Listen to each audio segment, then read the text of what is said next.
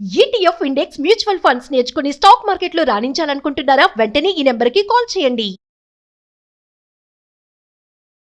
అపాంగరేఖాభిరభంగురాభిః అనంగలేఖారసరంజితాభిః అనుక్షణం వల్లవ సుందరీభిః అభ్యర్చ్యమానం విభుమాశ్రయామః. శ్రీకృష్ణుని కంటి చూపు మన మీద పడాలి. ఎలాంటి కన్ను చూపు అంటే అనుక్షణం వల్లవ సుందరీలు అంటే గోపికలతోటి కూడి ఉండే కృష్ణుని కంటి చూపు అలాంటి కొస చూపైన మన మీద పడితే చాలు. అలాంటి విభుణ్ణి ఆశ్రయిస్తాం. నిరంతరము ఈ గోపికల కంటి చూపుకి ఆశ్రయంగా ఉండేవాడు. వాళ్ళు అక్కడే చూస్తుంటారు, స్వామినే చూస్తారు. మనం కూడా అలాగే మన హృదయాలు కూడా కృష్ణుణ్ణి ఆశ్రయించి ఉండాలి, ఆయన్నే ఆశ్రయించి ఉండాలని చెప్తున్నాం. దేవకి వసుదేవుల మొదటి కుమారుడైన కీర్తిమంతుణ్ణి కంసుడు వధించాడు. తర్వాత వాళ్ళని చెరసాల్లో వేశాడు. చెరసాల్లో వేస్తే కంసుడికి ఇతను కొంచెం దుర్మార్గమైన ప్రవర్తన కలిగి ఉన్నవాడికి అతని మామగారైన జరాసంధుడు పూర్తిగా మద్దతు ఇచ్చాడు. ఆయనకి 2 కూతుళ్ళు ఉన్నారట జరాసంధుడికి. వాళ్ళిద్దరినీ కంసుడికి ఇచ్చి పెళ్లి చేశాడు. తర్వాత వీళ్ళు ఏం చేశారు, నరమాంస భక్షకులైన చాలామంది రాక్షసుల్ని పంపించి యాదవులని అంటే వసుదేవుని కుటుంబానికి వంశానికి చెందిన వాళ్ళని హింసించడం మొదలుపెట్టారు. దీన్ని భరించలేక చాలామంది దేశాలు బట్టి పారిపోయారట. కురు, పాంచాల, కేకయ, శాల్వ, తర్వాత విదేహ, విదర్భ, విదేహ, కోసల దేశాలలో ఆశ్రయం పొందారు. ఈతో పడలేక అక్కడికి వెళ్ళిపోయారనమాట. కొందరు నందుని గోకులంలో ఆశ్రయం పొందారు. వసుదేవుని భార్య అయిన రోహిణి కూడా అదే గోకులంలో తలదాచుకుంది. కొందరు యాదవులకు పారిపోయే అవకాశం లేకపోయింది, వాళ్ళు వెళ్ళలేపోయారు ఎక్కడికి. వాళ్ళు మాత్రం ఈ కంసుడిని ఆశ్రయించి అతని దగ్గరే సేవ చేస్తూ ఉండిపోయారు. ఈ కీర్తిమంతుడి తర్వాత వరుసగా దేవికి 5 కుమారులు కలిగారు. వారందరినీ పుట్టగానే పురిటి కందులనే కంసుడు నిర్దాక్షిణ్యంగా పొట్టను పెట్టుకున్నాడు. అయితే 7వసారి గర్భం ధరించింది ఈసారి. ఈ 7వసారి గర్భంలో విష్ణువంశ అయినటువంటి ఆదిశేషుడు ఆమె గర్భంలో మానవ శిశువుగా రూపొంది ఉన్నాడు. అయితే వెంటనే శ్రీహరి ఏం చేశాడట, యోగమాయని పిలిచి, దేవి నువ్వు భూలోకానికి వెళ్ళు, ఈ దేవకీదేవి గర్భంలో ఉన్న శేషుడనే నా అంశం ఉంది, ఆ గర్భాన్ని ఆకర్షించి నందగోకులంలో ఉన్నటువంటి రోహిణీదేవి గర్భంలో ప్రవేశపెట్టు. తర్వాత నేను దేవకీదేవికి 8వ పుత్రుడుగా జన్మిస్తాను. ఇక్కడ దేవకీదేవి గర్భం ధరించే సమయానికి అక్కడ నందగోకులంలో నందుని భార్య అయిన యశోదాదేవి కూడా గర్భవతి కావాలి. నేను దేవకి గర్భంలో పుత్రుడుగా జన్మిస్తాను, నువ్వు యశోద గర్భంలో పుత్రికగా జన్మించు. భూలోకానికి వెళ్ళి అక్కడ గర్భస్థ శిశువుగా ఉండి మరల తిరిగి వచ్చిన కాలం అంతకాలం నువ్వు అక్కడ ఉన్నందుకుగాను నిన్ను మానవులు దుర్గా, భద్రకాళి, విజయ, వైష్ణవి, కుముద, చండిక, కృష్ణ, కన్యక, మాయా, నారాయణి, శారద, అంబిక అనే పేర్లతోటి పిలుస్తారు. ఇన్ని పేర్లతోటి నువ్వు అక్కడ కొలవబడతావమ్మా. నీకు ఆలయాలు నిర్మిస్తారు, అవన్నీ పుణ్యక్షేత్రాలు అవుతాయి. నువ్వు భూలోకంలో కోరిన కోరికలు తీర్చే కల్పవృక్షంగా ఉంటావు. మానవులు నిన్ను నిత్యము ధూపదీప నైవేద్యాలతో సేవిస్తారు అని చెప్పాడు. చెప్పేసరికల్లా యోగమాయాదేవి భూలోకానికి బయలుదేరింది. ఈ దేవకీదేవి గర్భంలో ఉన్న శిశువుని ఆకర్షించి రోహిణీదేవి గర్భంలో నిక్షేపించింది. మధురలో అందరూ దేవకీదేవికి 7వ గర్భస్రావం అయిపోయింది, శిశు జననం జరగలేదని అనుకున్నారు. 1 సంవత్సరం గడిచింది. రోహిణీదేవికి కుమారుడు కలగానే ఇక్కడ మధురలో దేవకీదేవి 8వసారి గర్భం దాల్చింది. శ్రీమన్నారాయణుడి అంశ గర్భంలో ఉండటం వల్ల ఆమె నుంచి ఆశ్చర్యకరమైన తేజస్సు వెలువడిందట. ఆ తేజస్సు వలన చీకటిగా ఉండే చెరసాలంతా వెలుగుతో నిండిపోయింది. కాపలా వాళ్ళు ఆ విషయం కంసుడికి చెప్తే, ఈమె నుంచి వస్తున్న తేజస్సుతో కారాగారం అంతా దేదీప్యమానంగా ఉంది, ఇంతకుముందు 7 గర్భాల్లోనూ ఈ వింత చూడల.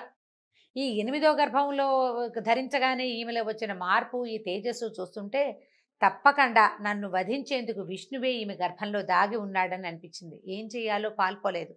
పోనీ ముందే దేవకీదేవిని వధించేస్తే, పిల్లాడు పుట్టకముందే అమ్మ చెల్లెల్ని చంపేస్తే సరిపోదు, అలా కూడా అనుకున్నాడు కానీ అతని ఆలోచన మారిపోయింది. విష్ణుమాయ వల్ల మారిందంతే. ఏమనుకున్నాడు, గొప్ప గొప్ప లక్ష్యాలు సాధించాలంటే తొందరపడకూడదు, తొందరపాటుతో పనులు చేయకూడదు. నేను చాలా పరాక్రమశాలిని. ఇప్పుడు ఇంత గొప్ప కీర్తివంతుడైన వ్యక్తి స్త్రీ హత్యకు పూనుకుంటే నలుగురు అసహించుకుంటారు. స్త్రీ, అందు నా సోదరి, ఆపై గర్భవతి, ఆమెను హత్య చేస్తే నా కీర్తి పోతుంది, సంపదను క్షీణిస్తుంది, ఆయుర్దాయం నశిస్తుంది. వధించను, కానీ సంతానాన్ని వదిలిపెట్టకూడదు అనుకున్నాడు. సరే, ఆమెను చూడ్డానికి వచ్చిన వాడు కూడా మళ్ళీ వెనక్కి వెళ్ళాడు. కానీ అతనికి ఆ తేజోవంతమైన ఆమె ముఖము, ఆ మహాద్భుత సౌందర్యము వదిలిపెట్టలేదట ఆయన దృష్టిని. ఎంతసేపు హరి తలుచుకుంటూ తలుచుకుంటూ తలుచుకుంటూ విష్ణువునే తలుచుకుంటూ ఉండేవాడు. ఆయుధాలతో చేసిన గాయాల కంటే కూడా ఈ గాయం ఈ మనసు లోపల నన్ను చంపబోయేవాడు ఈ వెలుగులో ఉన్నాడు అన్న భావన అతన్ని చాలా బాధించిందట. తింటున్నా, కూర్చున్నా, పడుకున్నా, నిద్రపోతున్నా, ఏం చేస్తున్నా సరే అతన్ని ఈ విష్ణు చింతన వదిలిపెట్టలేదు.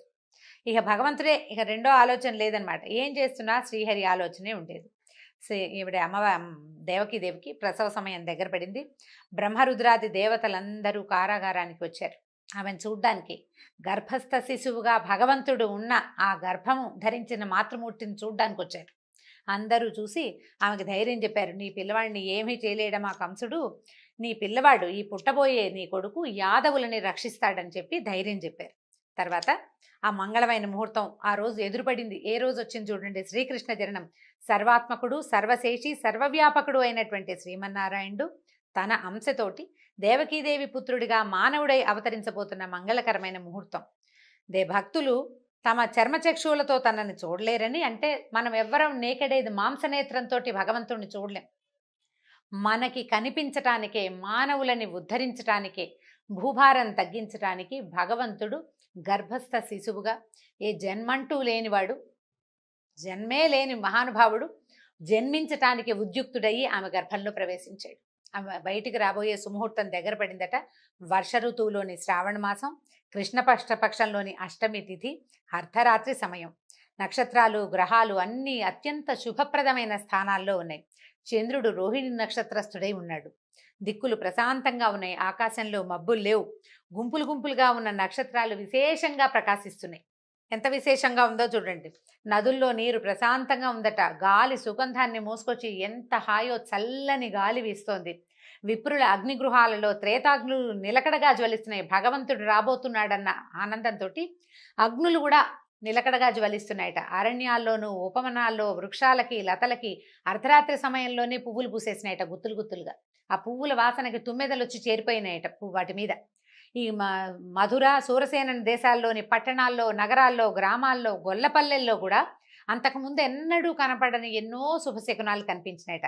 గంధర్వులు, కిన్నరులు ఆకాశంలో నిలిచి ఆనందంగా గానం చేస్తున్నారు. మునులు, దేవతలు ఆకాశం నుంచి పుష్పవృష్టి కురిపిస్తున్నారు. బ్రహ్మ అధిష్టాన దేవతగా కలిగిన రోహిణీ నక్షత్రంలో జన్మమే లేని శ్రీమన్నారాయణుడు దేవతా స్వరూపిణి అయిన దేవకీదేవి యందు భువనమోహనుడైన మానవ శిశువుగా జన్మించాడు. అయితే ఈ శ్రీకృష్ణ పరమాత్మ జన్మించిన తిథి భాగవతంలో చెప్పబడలేదండి. ఇదంతా విష్ణు పురాణంలో ఉంది, ఏ సమయంలో జన్మించాడు ఏమిటి అనేది. అయితే వర్ష ఋతువులో శ్రావణ మాసంలో నేను పుడతానని చెప్పాడని ఉన్నది. ఆ తర్వాత ఈ పుట్టగానే శిశువు వెంటనే పద్మపత్రాల వంటి నేత్రాలు, 4 భుజాలు, శంఖము, చక్ర, గద వంటి మహా ఆయుధాలని ధరించి వక్షస్థలం మీద శ్రీవత్సం అనే రేఖతోటి, అంటే ఒక పుట్టుమచ్చ ఉంటుంది విష్ణుమూర్తి, దాన్ని శ్రీవత్సము అంటారు. రేఖలాగా ఉంటుందట, చిన్న చిన్న గీతలుగా ఉంటుంది. మెడలో కౌస్తుభమణి, పచ్చని పట్టుబట్టతోటి, దట్టమైన మేఘం వంటి మైఛాయతోటి, శరీరపు ఛాయతోటి ఈయన ఏం చేశాడు, అమూల్యమైనటువంటి మణులు పొదిగిన స్వర్ణ కిరీట కుండలాలతోటి, వాటి కాంతితో మెరిసిపోతున్న దట్టమైన ముంగురులతోటి, అనేక దివ్యాభరణాలతోటి ఆ చెరసాలలో తన తాలూకు దివ్యమైన తేజస్సుని నింపుతూ లేచి నుంచున్నాడు. పసిబిడ్డ ఒక్కసారి చతుర్భుజుడైన విష్ణుమూర్తిగా సాలంకృతుడుగా వాళ్ళకి దర్శనమిచ్చాడు. వసుదేవుడు ఆశ్చర్యచకితుడైపోయాడు. శ్రీమన్నారాయణనే అట్లా చూస్తూ ఉండిపోయాడట. తన పిల్లవాడు పుట్టాడు అనే భావం లోపలే అది పూర్తిగా మనసులో నిండకముందే శ్రీహరి అనే భావం ఉదయించేసిందట. ఆయన చూసిన భాగ్యమో, పుత్రుడు కలిగిన ఉత్సాహమో తెలియక ఆయన మనసు ఆనంద తరంగితమైపోయింది. నీటిని ముట్టుకుని 10,000 గోవుల్ని వేదవేత్తలకి ధ్యానం చేస్తానని ప్రమాణం చేసుకున్నట్టు. ఈ శిశువు నాకు కలిగిన సందర్భంలో 10,000 సాలంకృతమైన గోదానం చేస్తానని ప్రతిజ్ఞ చేసుకున్నాడు మనసులోనే. ఈ లోకేశ్వరుడైనటువంటి శ్రీహరే స్వయంగా తనకి పుత్రుడిగా జన్మించాడు అని తెలియగానే ఇక భయం పోయింది. ఏమవుతుందోనన్న భయం లేదు, జీవితేచ్ఛ లేదు, జీవితం పట్ల భయం లేదు. చేతులు జోడించి నమస్కరించాడు. ఈ పుట్టగానే నారాయణమూర్తిగా తమ ఎదుట నిలబడ్డటువంటి ఆ శిశువును చూసి దేవకీదేవి కూడా చాలా స్తుతించింది. కానీ ఆ తల్లి ప్రాణం గిలగిల్లాడిపోయింది. బిడ్డ ఏమైపోతాడు, నా పిల్లాడు ఎలాగా అని తల్లి ప్రాణం కొట్టుకుపోయిందట. అయ్యా, మా చుట్టూతా పరమ అజ్ఞానులున్నారు, నీ దివ్య రూపాన్ని వాళ్ళకి కనపడినివ్వక, నువ్వు కనిపిస్తే ఏం చేస్తారో, నువ్వు పుట్టావన్న వార్త ఇంకొక నిమిషంలో కంసుడికి తెలిసిపోతుంది, వాడు పరిగెత్తుకొచ్చేస్తాడు. నీ తాలూకు ఈ పరమాద్భుత దివ్య రూపాన్ని చూసే అర్హత లేదు వాడికి, దుర్మార్గుడు, నీ దివ్య రూపాన్ని ఉపసంహరించు, వాడు నిన్నేం చేస్తాడో అని నాకు భయంగా ఉంది నాయన అని దుఃఖపడిందట. అప్పుడు ధైర్యం చెప్పాట. ఈ రూపంలో వాళ్ళకి ఎందుకు కనిపించాడో చెప్తున్నాడు. దేవకీ వసుదేవులారా, నేను ఇప్పుడే మీకు పుత్రుడిగా జన్మించానని భావిస్తున్నారు. కాదు, కొన్ని మన్వంతరాలుగా మీరు దంపతులుగానే ఉన్నారు. నేను మీకు ఇది మూడోసారి జన్మించానని చెప్పాడు. మొట్టమొదట వీళ్ళు స్వయంభువ మన్వంతరంలో, శ్వేతవరాహ కల్పంలో స్వయంభువ మన్వంతరంలో వీళ్ళిద్దరూ భార్యాభర్తలుగా ఉన్నారు. ఆమె పేరు పృశ్ని, అతను సుతపుడు, భార్యాభర్త. అయితే వీళ్ళని బ్రహ్మదేవుడు వాళ్ళని పుట్టించి సృష్టి చేయమన్నాడు. వీళ్ళకి ఏంటంటే కొంత వైరాగ్యం అవలంబించారు. సృష్టి మీద ఆసక్తి లేదు. శ్రీమన్నారాయణుడి కోసం తపస్సు చేస్తే నారాయణమూర్తి ప్రత్యక్షమైనప్పుడు ఆయనని చూసిన ఆనందంలో వాళ్ళు సంతానేచ్ఛ కలిగి మాకు పుత్రుడిగా నువ్వే జన్మించమని ఒకే కోరికని 3 సార్లు అడిగారట. మీరు 3 సార్లు అడిగితే 3 సార్లు ఆ వరాన్ని ఇవ్వడానికి నేను సన్నద్ధున్నయ్యాను. అప్పుడు పృశ్ని గర్భంలో ఏం చెప్తున్నారు? మొట్టమొదటిసారి పృశ్నికి జన్మించి పృశ్ని గర్భుడిగా పేరు పొందాను. రెండో జన్మలో మీరు అదితి కశ్యపులుగా ఉన్నప్పుడు నేను వామనుడిగా మీకు జన్మించాను. అప్పుడు ఇంద్రుడు నాకు అన్నగా ఉన్నాడు. ఇది మీ యొక్క 3వ జన్మ. ఈ రకంగా మీరు కోరిన కోరికని తీర్చానని, 3 సార్లు మీ కోరిక తీరిందని మీకు తెలియచేయటానికే నేను మీకు ఈ రూపంలో కనిపించానని చెప్పాడు. మీరు ఈ జన్మలో ఒక్కొక్కసారి నేనే పరబ్రహ్మాన్నని, అంటే పరదైవతాన్ని నేనేనని మీరు తెలుసుకుంటారు. అంతలోనే ఆ జ్ఞానం పోయి మీ కుమారుడుగా నన్ను భావిస్తారు అని చెప్పాడు. చెప్పిన తర్వాత ఏం చెప్పాడంటే, వసుదేవ, నన్ను తీసుకెళ్ళి నందగోకులానికి వెళ్ళు. నీకేమీ భయం లేదు. నువ్వు అక్కడ అదే సమయానికి యశోదాదేవి స్త్రీ శిశువుకి జన్మనిచ్చింది. ఈ పిల్లవాడిని అక్కడ అట్టపెట్టి అక్కడ ఉన్న చిన్న చంటి పిల్లని ఎత్తుకొచ్చేసేయమన్నాడు. నీకు ఏమీ భయం లేదు. కారాగృహంలో వెళ్ళడానికి నీకే అనుమానం లేదు. నా మాట మీద వెళ్ళిపో. ఆదిశేషువు బయట ఉన్నాడు, నీకు కావలిగా నీతో పాటు వస్తాడు అని చెప్పేసరికల్లా వెంటనే ఈ చతుర్భుజ నారాయణమూర్తిగా ఉన్నవాడు పసిబిడ్డ అయిపోయి కేవ్వమంటూ ఏడ్చాడట. ఇక నవజాత శిశువుని అప్పుడే పుట్టిన ఆ బిడ్డను తీసుకుని వసుదేవుడు ముద్దు పెట్టుకున్నాడు. పిల్లవాడిని ఎత్తుకుని గుమ్మం దాటానికి బయలుదేరాడు. అయితే వీళ్ళు ఏం చేశారు? కాపలా వాళ్ళు కారాగారం బయట పెద్ద పెద్ద గడియలు పెట్టి గొలుసులు తగిలించారు. ఈయన కాళ్ళకి గొలుసులు ఉన్నాయి, బయట గొలుసులు, వాటికి తాళాలు ఉన్నాయి. కాలికి సంఖ్యల ఊడిపోయింది. తలుపు దానంతట అదే తెరుచుకుంది. కావలి వారంతా నిద్రాగతులైపోయి ఉన్నారు. అంతా విష్ణుమాయ ఆవరించేసింది ప్రపంచం అంతా. బయటికి వచ్చాడు పిల్లవాడిని తీసుకుని. ఆ చేతిలోకి వచ్చిన శిశువుని నెత్తి మీద పెట్టుకున్నాడట. ఆయన తల మీద పెట్టుకుని బయటకు వచ్చేసరికల్లా 1000 తలల ఆదిశేషువు వాకిట్లో నిలబడి ఉన్నాడు. తన 1000 తలలని విశాలంగా విప్పార్చి వీళ్ళ వెనకాలే బయలుదేరాడట. అంతలో ఒకసారి పెద్ద వర్షం మొదలైందట. మామూలు వాన కాదు. మొత్తం ప్రపంచంలో ఉన్న మబ్బులన్నీ వచ్చి ఈ మధురానగరం మీదే కురుస్తున్నాయా అన్నంత పెద్ద వానట. కారు మబ్బులు, ఉరుములు, పిడుగులు. అసలు ప్రపంచమంతా ఈ వర్షం వచ్చేసరికల్లా ఇంకా నిద్రాపరవశులు అయిపోతారు. జనం మూడుచుకుని పడుకుంటారు. మెలకువ రాదు, నిద్రలోకి జారిపోతారు. ఇంతలో అక్కడే ఉన్న యమునా నది, ఎక్కడెక్కడి వర్షపు నీరు యమునా నదిలోకి ప్రవేశించింది. ప్రశాంతంగా ఉండే యమునా నది గట్లు పొడుచుకుని ఉధృతంగా ప్రవహించడం మొదలుపెట్టింది. ఈయన చెరసాల నుంచి బయటకు వచ్చాడు.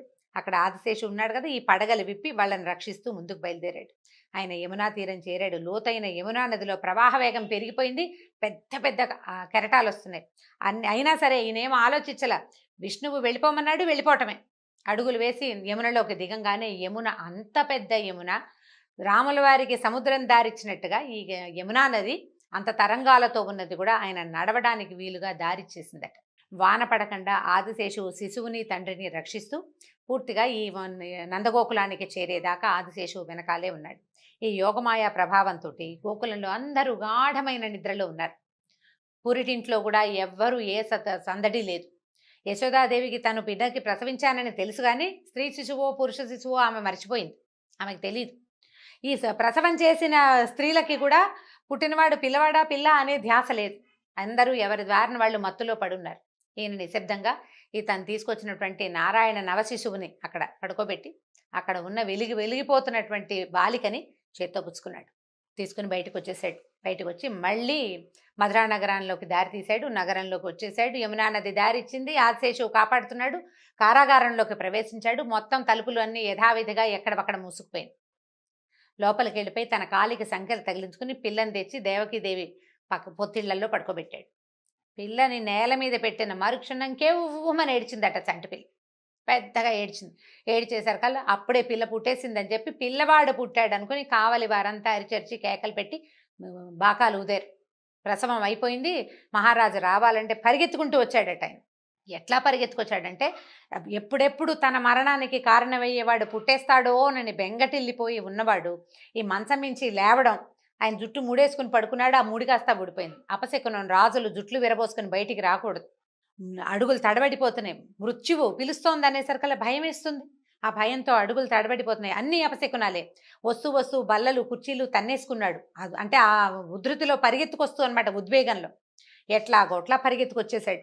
వచ్చిన తర్వాత తీరా చూస్తే ఏముంది, ఆడపిల్ల. అక్కడి నుంచి దేవకిదేవి, అన్నా వద్దు, అష్టమ గర్భుడైన వాడు నీ మరణానికి కారణమవుతాడని చెప్పింది ఆకాశవాణి.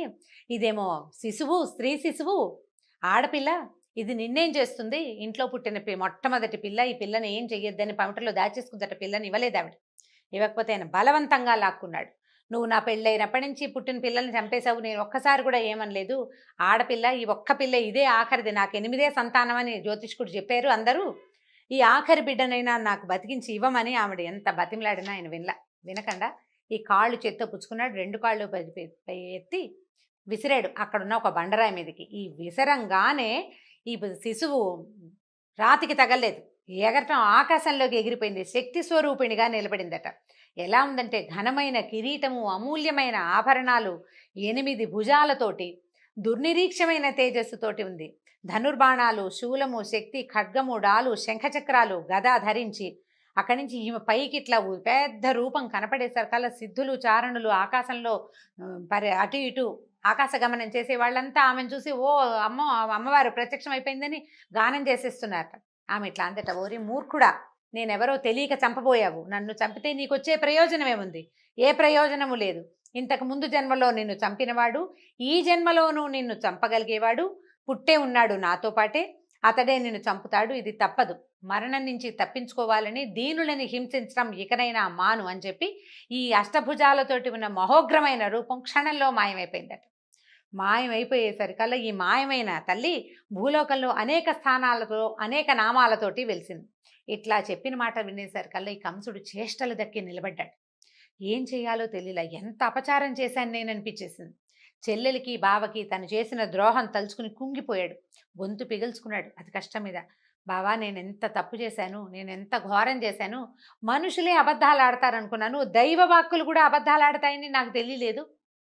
అష్టమ గర్భుడు నా మరణానికి కారకుడవుతాడనుకుంటే అష్టమ గర్భంలో ఆడపిల్ల పుట్టడం ఏమిటి?